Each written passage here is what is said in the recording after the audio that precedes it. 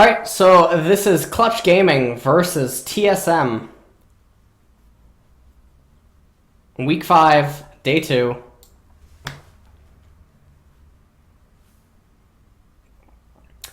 TSM starts out with the Gangplank ban.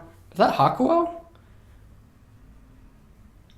That guy needs to seriously find out a way to brand himself better. Maybe start with a name change or something. Every time I see him, I remember he exists. God.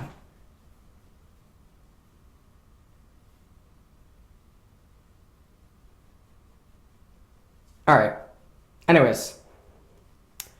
Varus being banned away by TSM. Ornn banned away as well. And Galio, Talia, and Rise. So Zoe is actually on the table. Is that Fidget Spinner? I didn't know that was allowed on stage. That's actually pretty awesome. So Zoe allowed on stage, or Zoe is open. They could just take Zoe here. Instead, they are hovering Azir. I don't know why you would give Zoe away. Now, Skarner is going to be a little bit weak against Azir, and then TSM also has the option to take Tristana. So that those would be two ways of really shutting down the Skarner.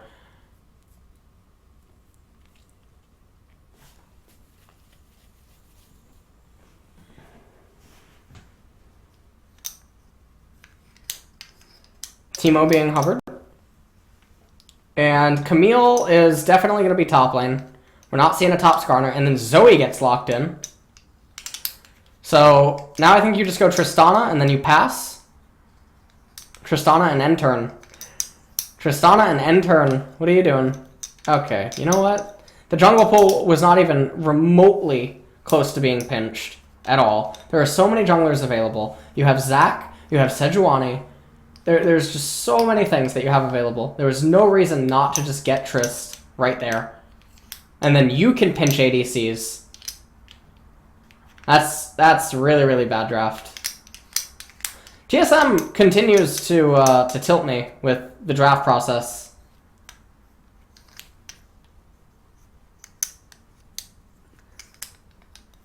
Okay, Caitlyn taken away, and Shen. So maybe this is indicating a Tristana.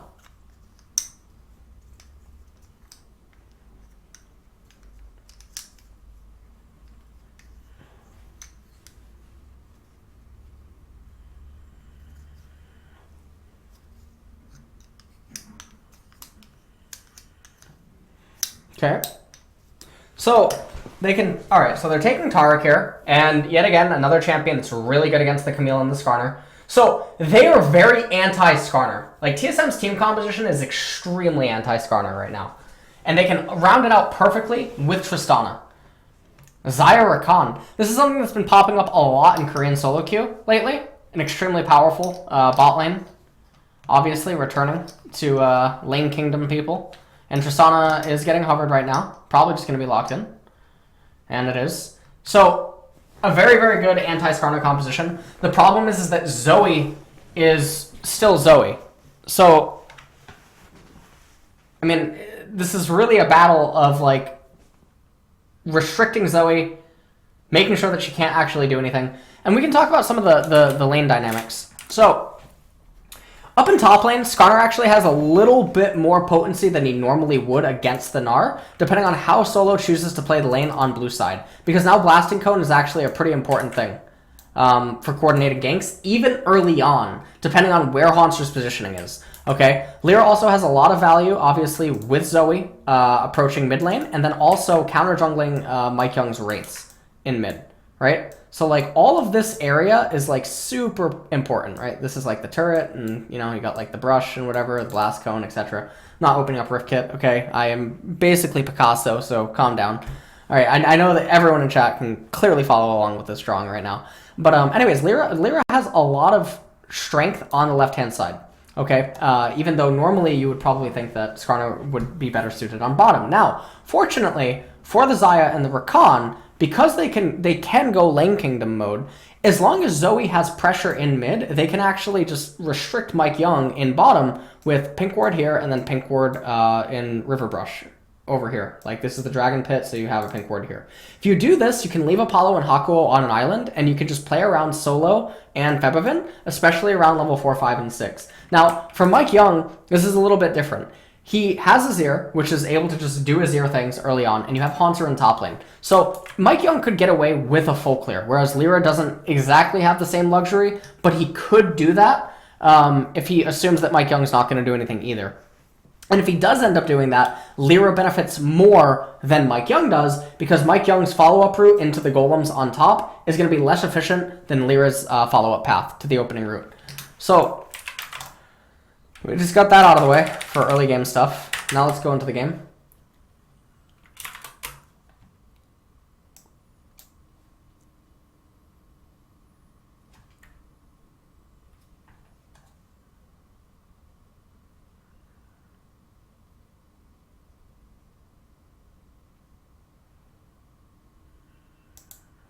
Okay.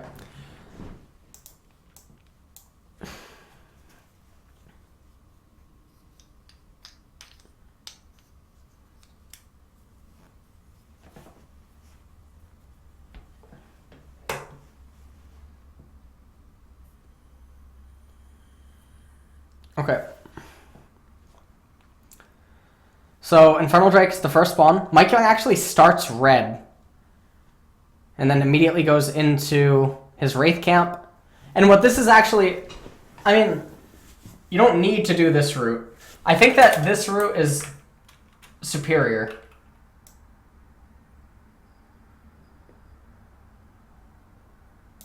And then loop-de-loop. I mean, I think that that's just going to be better. Alternatively, I mean, you could also just do this. Oh.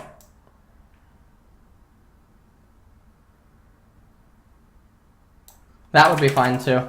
I don't like this route. Lyra, yeah, Lyra is getting away with the full clear. He acknowledges that basically there's nothing that Mike Young can do, and there's absolutely no reason to really be at any of the lanes.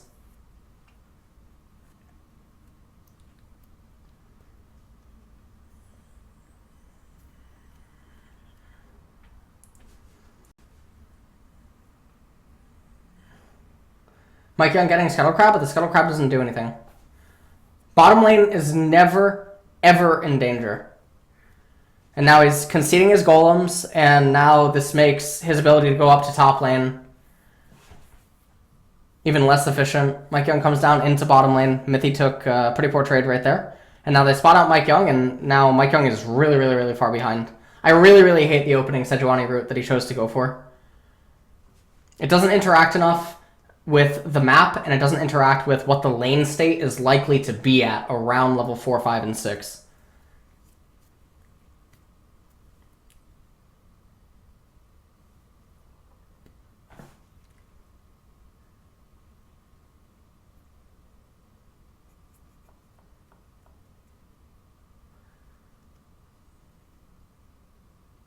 Haunter had to be really careful just now.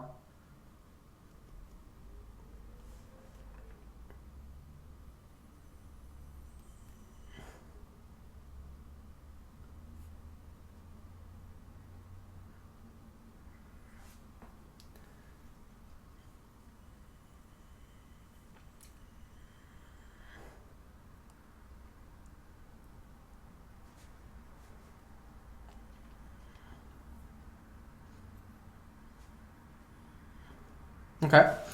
And so right now, I mean, you can see that Mike Young is not really going to be able to do anything.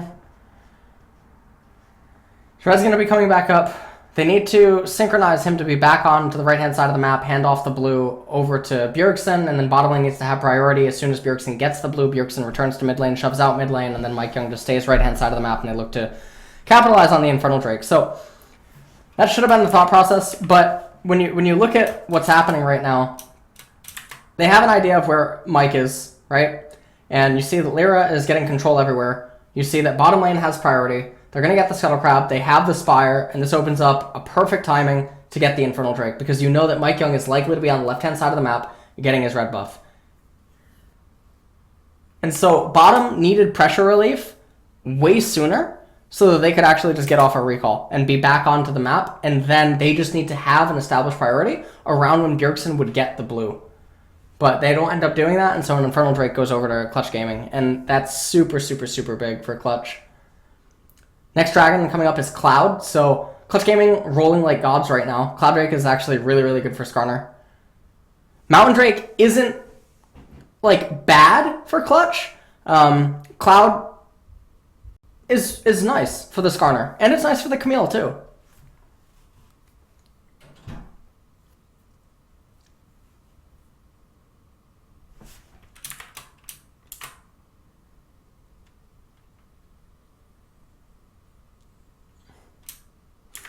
So they're not giving the blue buff to Bjergsen right away. Instead, they're trying to make a play against Febiven's blue buff.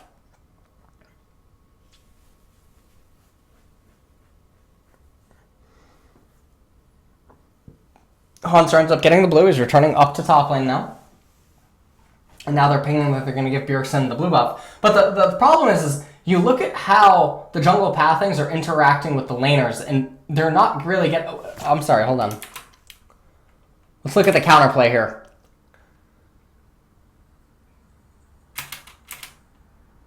I saw it. I saw it. I saw that zero. All right. Excellent. Great. Just wanted to make sure that we captured that. You know? I mean, it was pretty quick. It was, 0.25.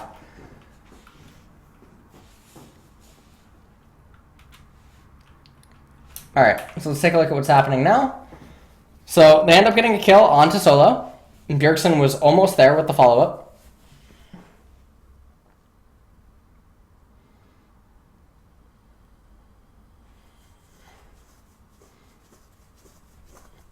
And this is being responded to. So, like, let's just go back a little bit.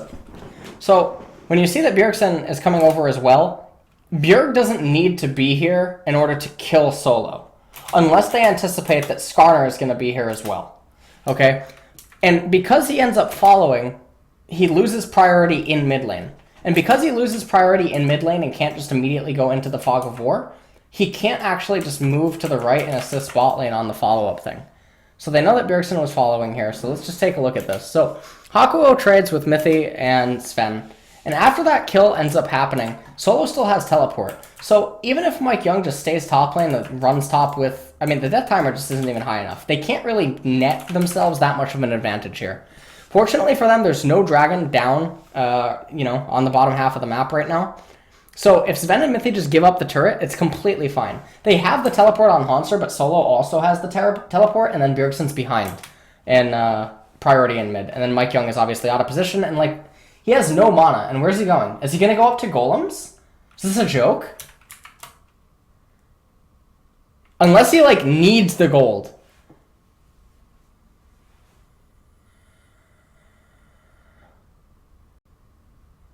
Wait, what?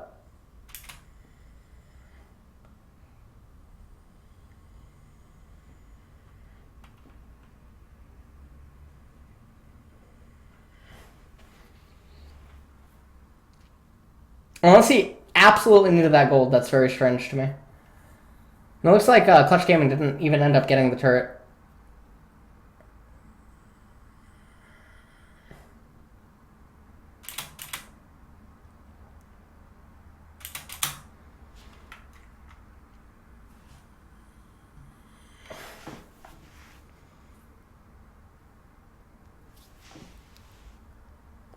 Not a lot of Spocks are flying.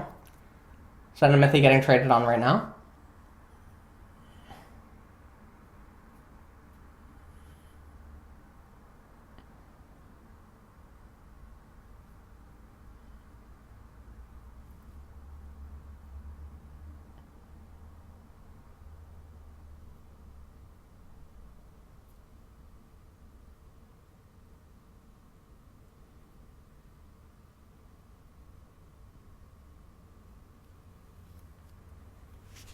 Okay.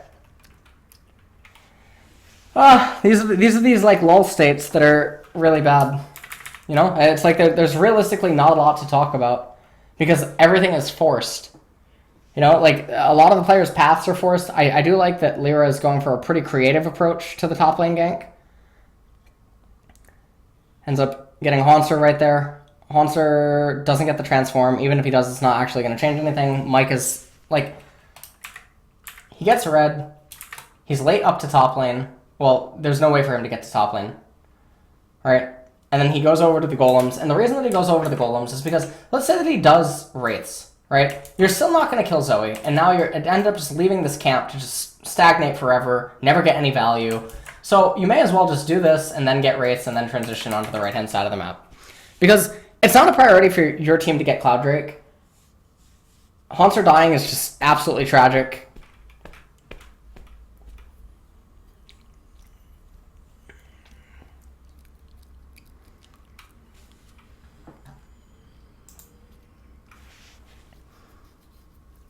Now they see Lyra trying to get the Rift Herald. Okay, hold on. Let me see that. Was that 0.25? Take a look here. I see. Okay. Okay. I saw that. I saw the counterplay. Saw the counterplay there. That was okay. That was good. That was good. All right.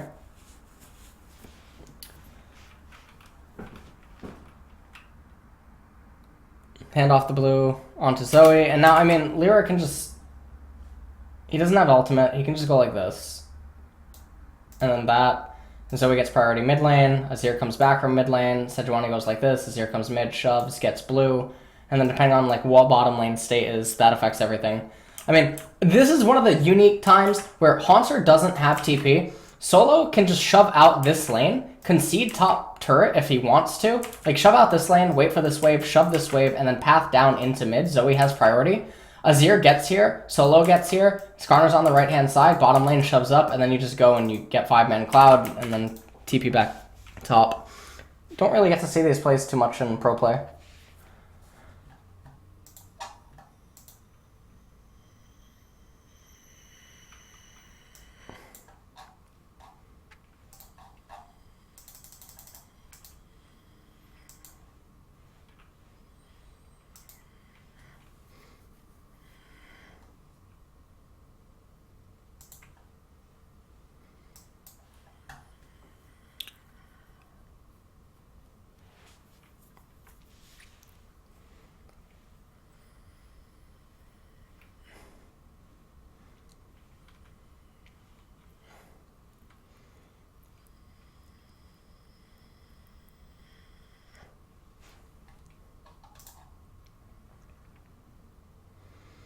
I end up picking up the Cloud Drake.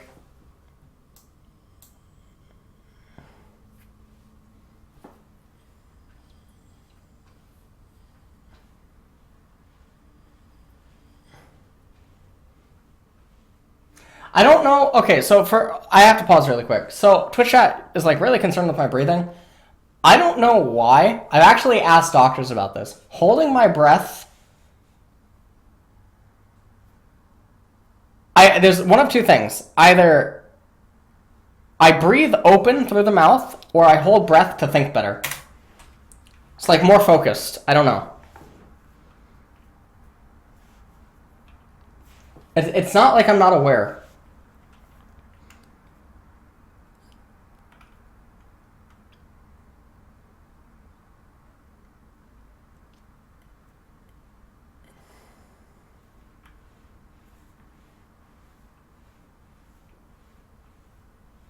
Okay, so they end up picking up another kill there. I mean, let's just look at TSM's follow-up rotations to some stuff, okay? So, bottom tier 1 dies. You can see Mithy hugging Sven still. They're going to give up the Cloud Drake, and then Haunter's going right back up to top lane. So ClutchGaming didn't take the rotation opportunity that we talked about earlier on. Ocean Drake spawning, that's really, really good for TSM, because it means that the game is going to be in at least a little bit of a forced stall state, in the sense that TSM can just happily give that up, and it's not like it's a high priority neutral they're giving over. Okay? Sven is still in bottom lane. Mithy is now with Mike Young. Zoe, really good champion. And now you can see that TSM is wanting to contest this Herald, but realistically, they should almost always lose this fight. Sven isn't here, and even if Sven is here, their champions are just inherently weaker at this stage of the game than Clutch. So right here, Sven, out of position, ends up getting pinned by Solo and then ulted by Lyra. And they're not even having to blow any summoners. So ClutchGaming is just getting so much value out of this. They were basically forced to just give over the Herald, and TSM just didn't want to do it. And this is a byproduct of all the early game rotations and just not establishing priority on sides of the map where it was most important relative to ClutchGaming's team composition and what they would want to do. And again, this isn't as black and white. You cannot just blame, like, okay, well, this is Mike Young's fault, this is Bjergsen's fault, this is Sven and Mithy's fault, or this is Hanser. It is a mid is 2v2, top is 2v2, bottom lane is 2.5 versus 2.5. Okay? So when you're looking at jungler routes, we talk about, you know, some opening jungler routes that are like this, right? We've talked about this one, right? And this affects top lane at level 5. The route occurs between, you know, 2 and 3.5 minutes, right? But its true effect takes place around 5 to 6 minutes, and sometimes 7. So you don't get to see it right away. So on paper, when, you know, 5, 6, 7 minutes comes around and it looks like someone's not doing anything, it's because of something that started earlier. It's a domino effect. So it's not as cut and dry.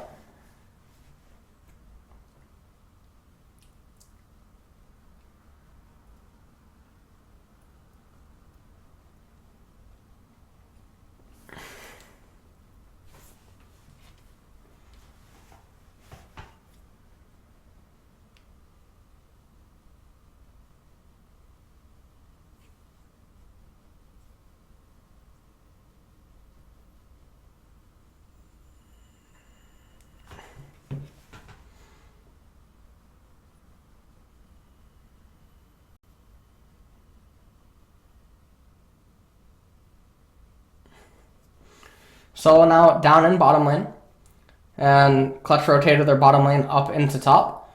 And, I mean, you could make an argument for actually just using Herald to get Bjergsen's mid-tier 1 turret here, and I think it would be completely fine. Because then it really opens up the opportunity for Lyra to just be that much more annoying and aggressive. So they are actually casting it. They get the mid-tier 1 turret. Lyra now looking to steal away the blue, ends up giving it to Febrevin, and TSM are, I mean, they are really, really far behind now. Like, the gold score is only, it's about a 2k difference, right? But you consider that TSM at this stage of the game should likely be at least even. And then when you figure what it means for Clutch to have the advantage in the areas that they do, which is mostly the Camille and the Skarner, and then obviously the Xayah, that's the worst thing in the world. Like, if Zoe was ahead, she's still Zoe. She, you know, like, whether she has 3 items or 2 items, you're still dying in 1 hit. So, you know, that doesn't really change anything, you know? Zoe on 3 items is, I mean, you're still dying in 1 hit compared to Zoe on 6 items, because, that, I mean, the champ's just beautiful that way. So the gold allocation for ClutchGaming is just really good, and it's very difficult for TSM to resist when they're constantly behind on tempo with the Sejuani and the Gnar not really being able to do anything.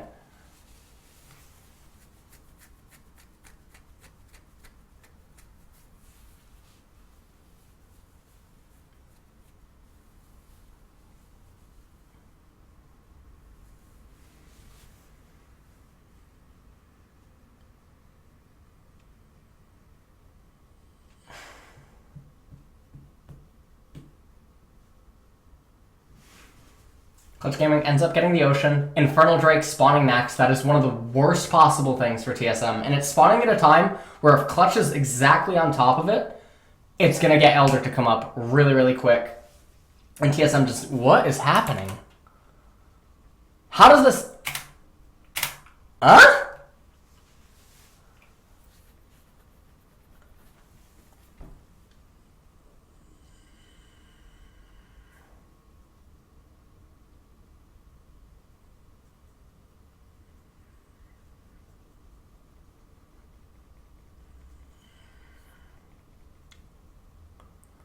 ClutchGaming now going to pick up the Baron. And, wow. Okay. So, it looks like they don't want to risk the smite fight. But this shouldn't even be a smite fight. You time the Drowsy. That should not even be a smart. I hate seeing stuff like this. I really, really do. I hate it so much. They don't want to time the smite fight. But if they're coordinating correctly, Mike Young shouldn't be able to do anything there. I mean, you can even call in solo to teleport and then lock him out with the Camille ult.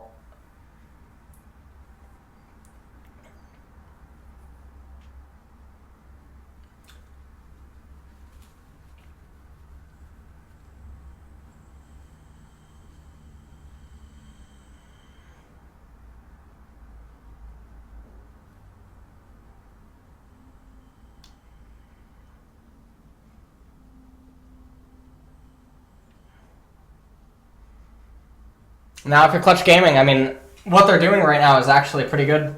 They're just constantly fighting for vision, all inside of this area, and they're letting Zoe just basically be Zoe. That's all that you need to do. Just constantly keep fighting for vision control and denial.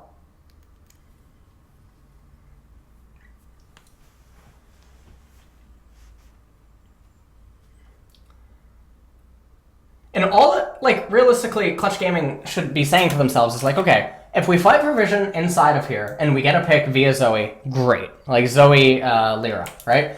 Realistically, wait till 29 minutes, get the Infernal Drake, and then let Solo come online. He has his 2 items, he's scaling up to his 3rd, and then just let Solo do his thing. You do a 4-man dance in mid lane around this area using Zoe, utilizing the Skarner, and then you let Camille just do her split push thing and maybe look for angles. You can try to constantly deny vision and get really, really cute flank teleport wards in areas that, you know, TSM probably isn't going to suspect Camille to come in from. And then using the Infernal Drake, then you have a lot of options. Because you're just going to be scaled completely out of control, and it's going to be very difficult for TSM to win a team fight. And if you're TSM at this stage of the game, it's a mechanical war. It's about, you know, juggling the aggro and the vision fights, and making sure that you don't slip up. So they're basically walking, you know, they're on a catwalk right now. Or a catwalk? Is it a catwalk? The catwalk, wait. No, it's not a catwalk. What am I thinking of? Tightrope? What am I calling catwalk? Is it tightrope? Jesus. Why did I call that a catwalk? Yeah, tightrope. Okay.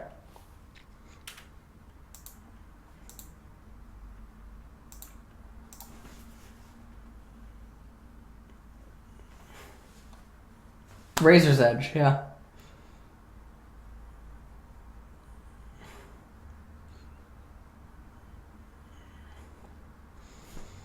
Here Infernal's coming up. And I mean, Clutch just needs to get it. This is critical point for TSM. Okay, well, how on earth this ever is achieved? Drake's coming up in 20 seconds. Right here. 40 seconds. Apollo and Hakuo just go down to Drake. Like, stay in mid, go to Drake. It doesn't matter what's happening top lane. You don't need to catch a wave up in top. It's completely irrelevant. You want the wave to be here or bouncing slowly back into them post Drake. That way you can just, again, you can do a 4-1.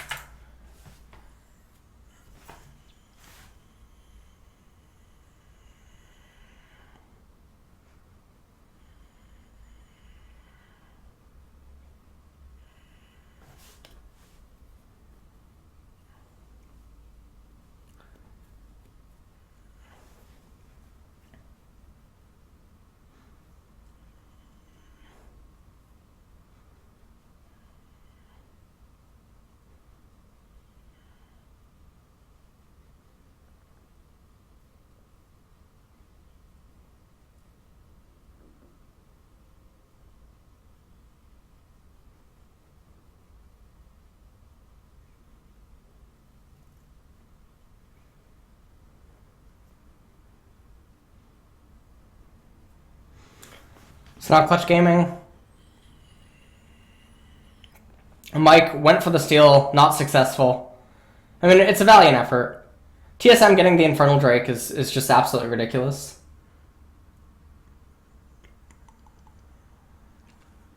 Still can't get over that. Anyways, Clutch are in the driver's seat now. They could just do a 3-1-1, but instead they're actually opting for a 1-3-1.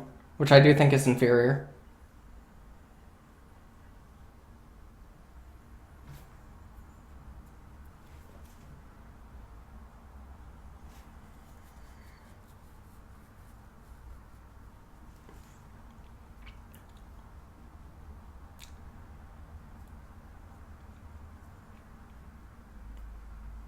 (3-1-1) would just be better. They would have already had top tier 2 probably. And then also it pulls away the members of TSM from the most important part. So Clutch ends up getting middle. Elder Dragon is going to be spawning. And TSM are, I mean, they're going to be really hard pressed to come up with any answer. It's all on Bjergsen. He gets a lot of chunk there onto Apollo. Just not going to be quite enough. Solo could just go Guardian Angel now, and it does look like he actually is going that, so he gets BF Sword and Stopwatch.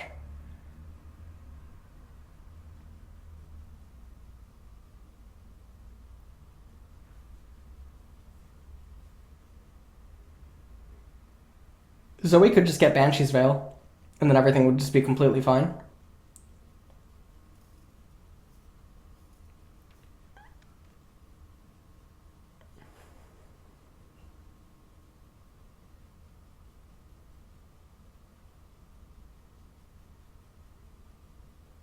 Funnel coming up in 43 seconds. I do like what Clutch is doing, the 1-4-0. Looks like... Okay, so let's take a look at this. So, Drake's not up yet. Why is TSM engaging? I guess maybe they're saying that Solo's not here. But I don't understand like what you can be hoping to achieve. Febvin is enormous. You do not want to fight inside of a narrow corridor. Haunter can't get in there. Bjergsen's not going to be able to do anything. What do you want? Bjergsen to Shurima shuffle this? What?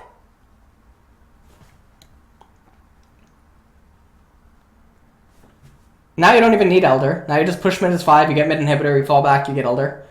Actually, no, you don't even push mid as 5. You push mid as 4. You have...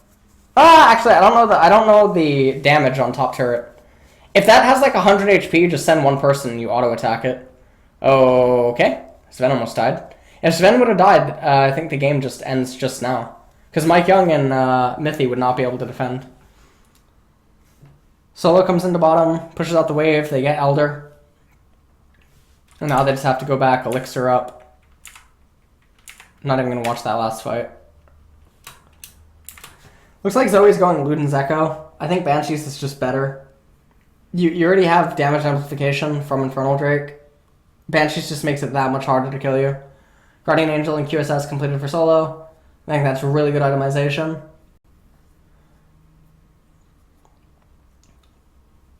Just a little bit of MR actually from Apollo I think would be better than the BF Sword. Just because like the only chance that TSM has. Like if you're asking yourself, what does TSM need? They need Bjergsen to kill someone. And that's why I'm suggesting just Febvin and Apollo just get MR. And everything's completely fine.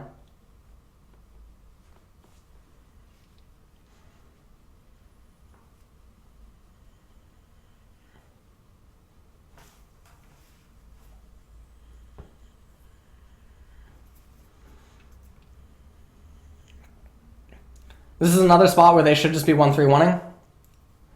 With Zoe in mid lane. Because then Zoe can close a lot of angles. And Zoe can also just go over with Solo and threaten to kill Haunter. What? The hell was Haunter doing?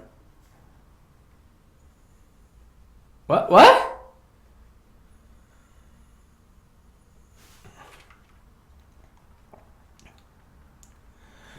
Yeah, let's not leave Zoe open. Or let's pick her when given, you know, the opportunity.